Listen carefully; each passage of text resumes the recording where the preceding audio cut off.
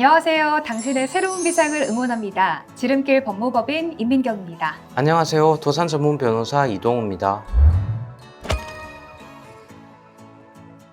변호사님, 최근에 경제적인 어려움을 겪고 있는 분들이 많아지면서 개인 파산 제도 자체에도 궁금증이 커지고 있다고 합니다. 개인 파산 제도 도대체 어떤 제도인가요? 개인 파산 제도란 채무자가 지급불능 상태에 빠져서 더 이상 채무를 갚을 능력이 없을 때 법적 절차를 통해서 채무를 면제받는 제도를 말하는데요. 채무자는 파산 신청을 통해서 법원에서 면책을 받을 수 있으며 이를 통해서 채무 전부를 탕감받을 수 있습니다. 그렇군요. 근데 개인 파산 제도에 어려움을 겪는 분들도 많다고 하던데요. 변호사님, 개인 회생에 비해서 개인 파산이 조금 더 난이도가 높은 이유가 혹시 있을까요? 왜 사람들이 개인 파산보다 개인 회생을 고려하게 되는지도 궁금합니다. 네, 개인 회생보다 개인 파산의 난이도가 높은 이유는 주로 두 가지로 말씀드릴 수 있는데요. 첫째는 자격 요건이 까다롭습니다. 개인 파산은 채무자가 지급불능 상태에 있어야 되며 일정 수준 이상의 재산이 없어야 합니다. 그 반면에 개인 회생은 소득이 있거나 재산을 보유하고 있어도 신청할 수 있죠. 둘째, 파산은 채무 전부를 탕감받을 수 있지만 본인 재산을 처분해서도 채권자에게 변제를 해야 하는 절차가 필요합니다. 네, 개인 회생에 비해서 개인 파산이 제도적으로 조금 더 까다로운 것 같습니다. 그렇다면 개인 파산 대신 개인 회생을 우선적으로 고려해야 하는 상황은 혹시 어떤 것들이 있을까요? 네, 좋은 질문인데요. 개인 회생을 고려해야 하는 상황은 6가지 정도로 설명드릴 수 있겠습니다. 첫 번째로는 정기적인 수입이 있는 경우입니다. 소득이 안정적이라면 회생 절차를 통해서 수입으로서 채무를 갚아 나갈 수 있습니다.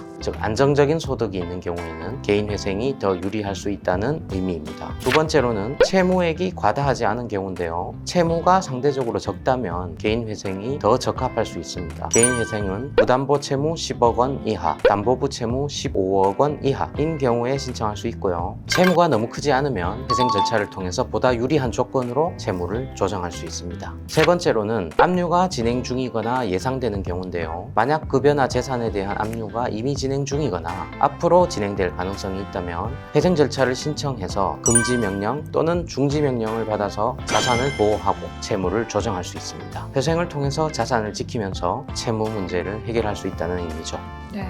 네 번째로는 또 어떤 게 있나요? 네 번째로는 보유한 재산이 있는 경우입니다. 만약 재산을 보유하고 있다면 개인 회생을 통해서 재산을 유지하면서 소득으로 채무를 갚아 나갈 수 있습니다. 그래서 재산이 있는 경우에는 개인 회생이 더 유리할 수 있습니다. 다섯 번째로는 신용 유지가 필요한 경우입니다. 개인 회생은 개인 파산에 비해 신용에 미치는 영향이 상대적으로 적은데요. 신용이 중요한 분들은 개인 회생을 선택하면 추후 신용 회복에도 더 유리할 수 있습니다. 마지막으로는 어떤 게 있나요?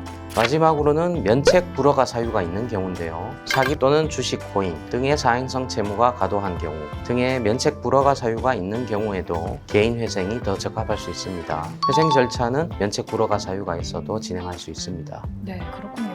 개인 회생을 우선적으로 고려해야 하는 상황 크게 6가지가 나왔습니다. 정리해보면요. 첫째, 정기적인 수입이 있는 경우. 둘째, 채무액이 과다하지 않은 경우. 셋째, 압류가 진행 중이거나 예상되는 경우. 넷째, 보유 재산이 있는 경우. 다섯째, 신용 유지가 필요한 경우. 마지막으로 면책 불허가 사유가 있는 경우. 이렇게 6가지 정도가 있겠네요. 맞습니다. 말씀드린 사항들을 고려해서 자신에게 맞는 제도를 선택하는 것이 중요한데요. 각자의 상황에 맞는 최선의 선택이 있어서 어려움을 느끼는 분들이 있으시다면 언제든지 전화나 카톡 상담 남겨주시면 친절하게 안내 도와드리겠습니다. 네, 오늘 내용 간단하게 요약해보면요. 개인 파산은 채무를 면책받는 제도로 지급 불능 상태나 재산 처분이 필요할 수 있다는 점, 반면에 개인 회생은 소득이 있거나 재산을 보유한 상태에서도 채무 조정이 가능하고 신용 유지에도 유리하다는 점, 개인 파산과 개인 회생 모두 채무를 해결할 수 있는 방법이지만 자신의 상황에 맞는 최선의 선택을 하는 것이 중요하다는 점,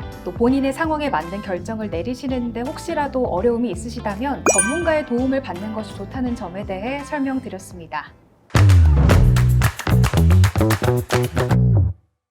네, 오늘은 개인 파산이 아닌 개인 회생을 고려해야 하는 유형에 대해 이야기를 나눠봤습니다. 혹시 나도 개인 회생이 가능할까 고민하시는 분들 영상 고정 댓글란에 3분 개인 회생 자가진단 링크가 준비되어 있으니까요. 들어가셔서 진단 우선적으로 받아보시는 걸 권해드리겠습니다. 오늘 영상 도움이 되셨다면 구독, 좋아요, 댓글과 알림 설정까지 한 번씩 부탁드립니다. 당당한 회생을 추구합니다. 감사합니다.